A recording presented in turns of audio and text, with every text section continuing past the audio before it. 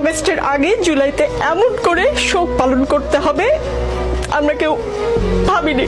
কিছুক্ষণ আগে আপনাকে একটা ঘটনার কথা বললাম, আপনি শুনেছেন। আমি আশা করি মাননীয় প্রধানমন্ত্রীকে আপনি এই ঘটনা বলবেন, কি হয়েছে একজন শিক্ষার্থীর সঙ্গে। প্লিজ দর্শক কেউ ভাববেন না যে আমি প্ল্যান করে এসেছি, আমি কোনো ভিউ বাড়ানোর জন্য কান্নাকাটি করছি। প্লিজ কেউ ভাববেন না, আমি একজন অ্যাঙ্কর। আমার আসলে ইমোশনাল হওয়ার কথা না, আমি মূল অনুষ্ঠানে যাচ্ছি। একজন উপস্থাপক, যমুনা টিভির উপস্থাপক, তিনি মুগ্ধর কথা বলতে গিয়ে কান্নায় ভেঙে পড়লেন। হ্যাঁ, আপনারা সত্যিই ভাবছেন আমি বলতেছি সেই মুগ্ধর কথা যে বলেছিল মৃত্যুর কয়েক মিনিট আগে পানি লাগবে, কারো পানি লাগবে।